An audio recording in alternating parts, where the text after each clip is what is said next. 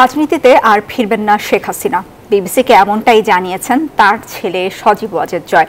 এদিকে 15 বছরের শাসনের অবসান ঘটিয়ে বাংলাদেশ ছেড়েছেন বাংলাদেশের প্রধানমন্ত্রী শেখ হাসিনা। এই খবরকে ফলাও করে প্রচার করছে আন্তর্জাতিক গণমাধ্যম। বিশ্বের গুরুত্বপূর্ণ প্রায় সব গণমাধ্যমে অত্যন্ত গুরুত্ব দিয়ে এই বিষয়ক লাইভ খবরও প্রচারিত হচ্ছে। একই সাথে হাসিনার শাসনামলকে নিয়ে নানা গুরুত্বপূর্ণ নিবন্ধ প্রকাশ করছে। To some breaking news that we're getting from Bangladesh, who is live for us in Dhaka. 1 2 3 4 Sheikh Hasina dictator. আন্তর্জাতিক গণমাধ্যম বিবিসির শিরোনামে এভাবেই তুলে ধরা হয়েছে শেখ হাসিনাকে। স্বাস্থ্যকর অল টাইম হানিকম, সব সময় অল টাইম হেলদি লাইফ।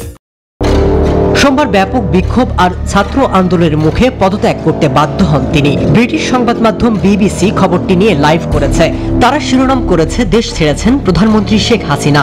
এরপর তারা লিখে, বৈষম্য বিরোধী ছাত্র আন্দোলন মার্চ টু ঢাকা কর্মসূচি ঘিরে এক অভ্যুত্থানে পতন ঘটল শেখ হাসিনা সরকারের। The Bangladesh Prime Minister has resigned and Sheikh Hasina দেশ ছাড়ার ভিডিও পোস্ট করে মার্কিন বার্তা সংস্থা এপি। তারা শিরোনাম করেছে, 15 বছরের শাসনের অবসান ঘটিয়ে বাংলাদেশ ছেড়েছেন প্রধানমন্ত্রী শেখ হাসিনা। এর মধ্য দিয়ে তার 15 বছরের ক্ষমতার অবসানও ঘটেছে। আল জাজিরা গেল কয়েকদিন ধরে সরব ছিল বাংলাদেশ প্রসঙ্গ নিয়ে। সোমবার টানা লাইভ সহ বড় করে শিরোনাম করে লিখে শেখ হাসিনার পতনের খবর। Tanvir, can you just talk us through what has been a remarkable and historic? ভারতীয় সবকটি গণমাধ্যমের শিরোনাম ছিল বাংলাদেশকে নিয়ে। আনন্দবাজার তার শিরোনামে রেখেছে হাসিনার বিছানা দখল, সেই সাথে প্রধানমন্ত্রীর ঘরের আন্দোলনকারী শুয়ে থাকার ছবিও পোস্ট করা হয়। এছাড়াও চীন, পাকিস্তান সহ বিশ্বের বড় বড় সংবাদ মাধ্যমের শিরোনাম হয়েছে বাংলাদেশ প্রসঙ্গ।